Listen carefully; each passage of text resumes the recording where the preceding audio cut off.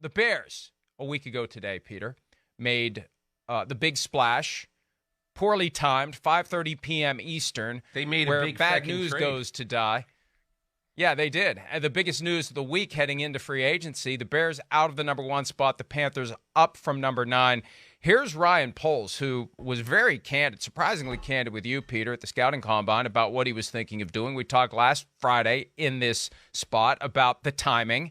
Little did we know, later that same day, the deal would be done. Here's Poles from earlier this week talking about the decision to move out of the 1 spot when he did. The noise around it was crazy compensation, but I think at some point, when you feel comfortable with what you're receiving, you pull the trigger. Sometimes you wait too long and things, move on. Trades are hard. I mean, when you're a part of them and they pop up and you're having those conversations, they're not comfortable conversations, especially when you're moving on from a player. So, the longer that you're talking about it and thinking about it, you can start to sway a little bit. So when we hit in a position where I was comfortable, we were good with it. Well, they hit that position late Friday afternoon, which, again, kept both the Bears and the Panthers from having the kind of news cycle victory lap that they ordinarily would have. And I generally beseech all teams, wait until there's an opportunity for us to milk the cow a little bit and generate some money from the news instead of having it die over the weekend. Because really by Monday it was forgotten, Peter. But this was a big deal for the Bears and for the Panthers. And I understand the timing. You have the Panthers willing to allow DJ Moore to exit the roster. If you're the Bears, you snatch that chance when it comes. There's a couple of things. I talked to Ryan Poles last night, Mike, and, after his press conference. So I knew what he said, and obviously we had that in-depth conversation. There were 2 really interesting things that I thought, when we talked. One was, imagine this. I left Ryan Poles' 19th floor hotel room in Indianapolis Saturday right about noon of Combine Week. And I asked him last night, when did it get serious with Carolina? And he goes, right after you left my room. He said, Scott Fitterer came in right after you left, and we really kind of pounded down on a lot of the details. And Mike, there's 2 interesting things. Although he had talked on the surface with Fitterer before this, like at the Senior Bowl, hey, we want to be involved. There was nothing real serious about it. But by the time Scott Fitterer left Ryan Poles' room on that Saturday, 6 days before the trade was actually made, he knew that this trade was not getting done without DJ Moore in it. And I believe they discussed a lot of different things and a lot of different ways. Because remember, Mike, what I wrote, what Poles told me, is that he had a trade on the table that would have brought 3 ones, basically. The one in the first round of this draft, just from flopping, sending your one, you'll get the other one in return. But also first round picks in 24 and 25. And what ended up happening was that obviously when you put DJ Moore in that trade, that totally changes the dynamic. And that made the 1 in 25 a 2. And so that's exactly how that got done. That Poles came off his, we got to have a 1 in 24 and 25, because really anybody would say that, look, DJ Moore is not a top 10 receiver, but he's probably a top 20 receiver. He's under contract for 3 years at a manageable pay, like averaging, I think, 17.5 over the next 3 years. And they desperately need right now to find out if Justin Fields is the long-term guy. But here's the other thing he told me, and he kind of hinted this to me when I saw him a week ago, and that is that, look, they're not going to be blind to the fact that next year or the year after, they might. He doesn't expect it to happen, but they might have to be in the market for a quarterback in the draft. And so if they are, next year they've got a significant chip, which is their one. They've retained their one and an extra 2 in 25. So, Mike, I think you've heard it. Everybody has heard it. There's basically 2 really gem quarterbacks in the draft next year, led by Caleb Williams of USC. So let's just say, for the sake of argument, that they think at the end of this year, we probably need to move on from Justin Fields. And again, I want to emphasize, he doesn't think that they're going to move on from Justin Fields. But you always like to have options if you're in that position. So if they're not any good this year, and let's just make this up, they've got the 6th pick in the draft, they're going to have an extra 1, and then they've got 3 picks in the first 2 rounds of 25. So they would be in position, if need be, to go up and get their quarterback. So I think that became a really important thing, even though 6 times in the course of that conversation a couple of weeks ago and last night, Ryan Poles expressed deep faith in Justin Fields, but he understands the way football works. You've got to be prepared for all contingency plans. And, you look at what they got, and if it would have been a 1 in 2024 and a 1 in 2025 in lieu of the second rounder in 25 plus DJ Moore, I think that's a lesser deal. I always want the proven player. Now, you have to pay the guy. You have to inherit the contract. But you don't know. You're getting a lottery ticket. So I get a lottery ticket in round 1 versus a lottery ticket in round 2, and I get a guy who I know can play. To me, that's better if I've got the cash and the cap space to absorb him, and the Bears were able to take on that contract and still have far and away more cap space than anyone else. So it was a great move by the Bears, and it allowed them to go out and buy up a bunch of players. They started on the defensive side of the ball with a couple of linebackers. Go ahead, Peter. I was just going to make one last point about the Panthers. When I wrote this, obviously, and then the trade was made, I probably heard from 10, 15 via email or tweets about how they never should have given up DJ Moore. He's our best receiver, all that stuff. Just keep one thing in mind when you say you never should have given up DJ Moore. So DJ Moore is averaging about $17.5 million over the next 3 years. The Panthers, even after making some of their recent signings, are still $17 million under the cap. In other words, subtracting DJ Moore's money allowed them to go out and do some stuff in free agency before, obviously, before whatever you have to commit to your draft choices. And when you have the first pick in the draft, it's a different monetary commitment than having the 9th pick in the draft, as well as losing, picks down the road, like a second-round pick. All I'm saying is that I understand people don't want to lose DJ Moore, but everything in this deal is a balancing act, including who Carolina might take. And I am convinced, although I've been shouted down by other people in our business, let's say, I am convinced that when they made this trade, Carolina wasn't positive who they were going to take. I think they're leaning one way. I don't know which way.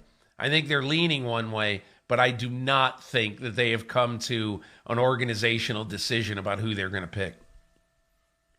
Well, the betting markets immediately adjusted to reflect CJ Stroud as the new favorite. So the thinking is they would ultimately take CJ Stroud if they stay in that spot. But they got the word out by Friday night to multiple reporters that they could trade out of that spot. I hope they don't get too cute for their own good, because the reason for all of this, and the reason why you part with DJ Moore, there's no reason to have a great receiver if you've got revolving door of mediocrity at quarterback. And this is David Tepper, the owner of the team's effort to finally bust through the inability to attract a Deshaun Watson to town. They've struggled to find a veteran franchise quarterback, so let's just go get the best guy in the class. We take whoever we want, and I hope they don't yield to the temptation of flip-flopping with the Texans or slipping down to 4 and hoping that they'll still get a guy that they'd really like. If they come to the conclusion they love all three between Bryce Young, CJ Stroud, and Anthony Richardson, we'll just go to 4,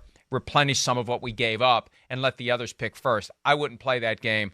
I would take the guy that I love. I would try my damnedest to come to the conclusion and consensus there is one guy who's better than the rest and work it out from there. But I agree with you, Peter. I think they made that move not with the eye that we've got one guy we already want, but they wanted to be in position that they know they'll get the guy that they really want when they come to that conclusion, and they have 6 weeks or so to figure that all out. Look at that movement from the BetMGM odds from plus 400 to minus 300 for CJ Stroud. But again, who knows? And one of the things we've seen when teams make these trades, they keep it close to the vest because they like to add to the uncertainty leading into the draft. I wrote something in my column that I thought was significant, but I have no idea what it really means. And that is that Frank Reich, the coach of the Carolina Panthers, has been a quarterback coach, offensive coordinator, or head coach for 17 years now.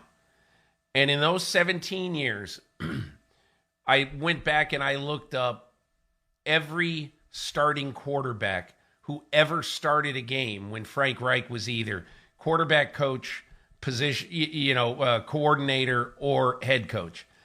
And in those 17 years, he only had 2 quarterbacks who started a total of 6 games. Ryan Lindley, who's 6'3", and Sam Ehlinger, who's 6'2". He only had 2 quarterbacks starting a total of 6 games in those 17 years who were under 6'4". So that is why I think a lot of people in the last few days have basically said, well, let me jump on CJ Stroud, because I think it's logical. If for 16 and a half of your 17 years as an NFL coach, your quarterback has been 6'4" and taller, do you want to enter a totally new way of coaching your quarterback where, and keep this in mind, Mike, most quarterbacks play out of the shotgun the majority of the time anyway. If you draft Bryce Young, you probably are going to be in the shotgun 97% of the time. Okay, so if you're in the shotgun that much as a kind of a classic pro-style offensive coach, and look, Frank Reich has coached a lot of different quarterbacks, but I would say from Peyton Manning to Matt Ryan, which is, he started as a position coach for Peyton Manning, and he ended basically with Matt Ryan in Indianapolis.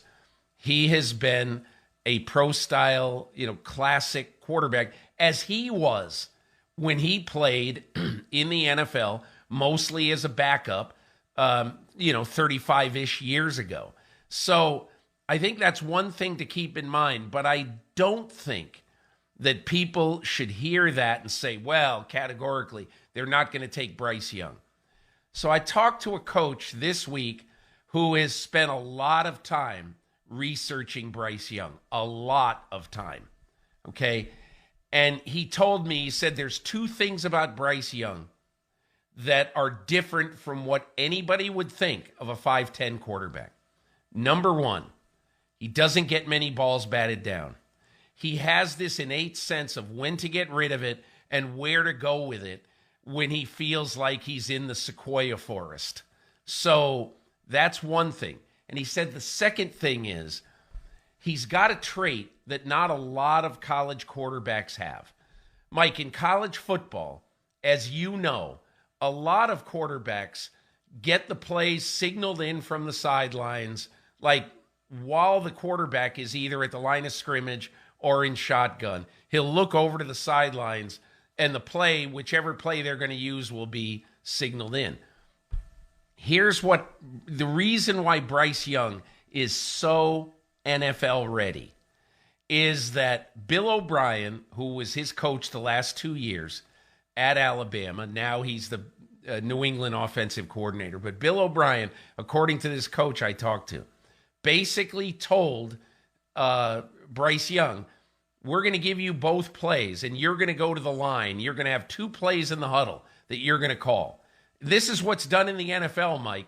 You call 2 plays in the huddle, and when you see how the defense is playing, then you decide which play you're going to go to.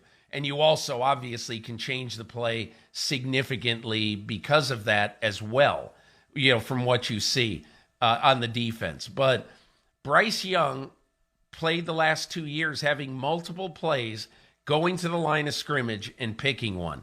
That is very NFL style, and Bryce Young is very, very used to it. So I think those 2 things basically will tempt any team picking high in this draft to say, I know he's 5'10", but he was great in college. And not only he was great in college, but he didn't play small man quarterback like you would think a 5'10" quarterback would.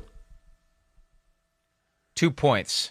One of the reasons that I'm leaning towards CJ Stroud is because our in-house quarterback expert, Chris Sims, early in his process of studying the top quarterbacks, I think he's already suggesting that Stroud is far and away the best NFL prospect of the bunch. So that influences me because like-minded guys, Reich and Sims, come to that conclusion. Here's the other factor, and this is something that cannot be overlooked, especially when you have a strong-willed owner, most of them are, who is directly involved. Most of them aren't. Tepper seems to be.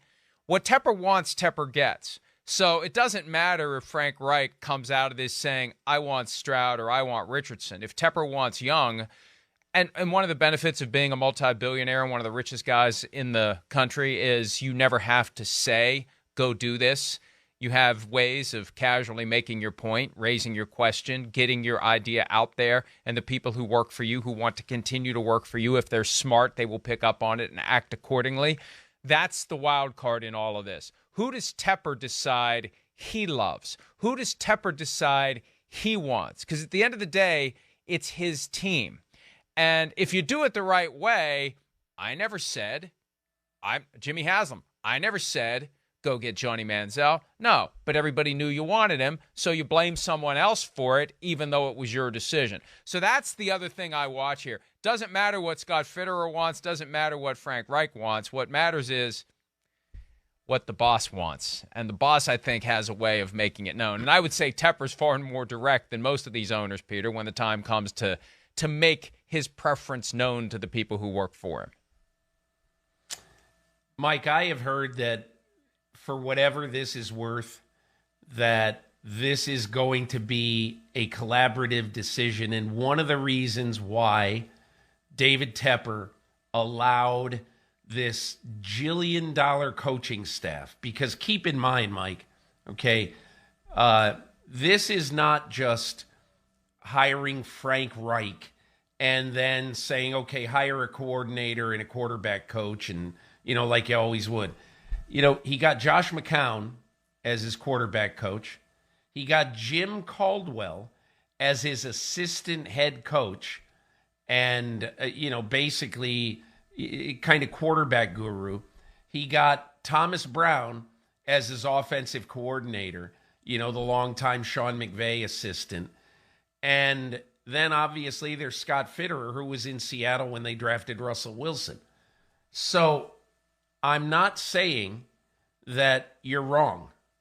What I am saying is that I doubt that if David Tepper has in his head, I want to take player X, and let's say they have their first meeting after all the pro days, let's say April 1st, they get together in Charlotte, they all sit in a room, and they say, okay, let's figure out. We've had our day-long session with Richardson, with Stroud, with Young. We've taken them all to dinner. We've done this with them. We've done everything with them. You've watched every game they played in college. Okay, so now let's talk about it. Who do you like? Who do you think is best suited to be the first pick in the draft? And I'm just saying that if Frank Reich, Scott Fitterer, and Josh McCown, let's just say we like CJ Stroud, I doubt sincerely that that David Tepper is then going to say, wait a second, I'm going to overrule you and say, I want Bryce Young. Because, Nick Saban, Bryce Young, Alabama, blah, blah, blah, blah, blah. So I'm not saying you're wrong, Mike. I do think David Tepper is likely to have an outsized influence on this pick. But it always reminds me in recent years of what everybody says about Jerry Jones in the Dallas draft room, which is Jerry's going to make the decision. Stop fooling yourself. I have been in the Dallas draft room. I have watched it happen. And I've been in there twice. And Jerry Jones leads by consensus. Even when he is pissed off, like he was in 2016, to not get Paxton Lynch. He did not order Stephen Jones to add something to the package so they could draft Paxton Lynch, who they desperately wanted. And I mean desperately in that draft. So all I'm saying is that I understand the outside world is going to think that David Tepper is going to come in with some magic wand and say, I want this guy. I don't care who you guys want. It's not going to be that way, at least in my opinion. Hi, it's Mike Florio. Thanks for watching PFT on YouTube. Hit subscribe for the latest news and analysis from Pro Football Talk.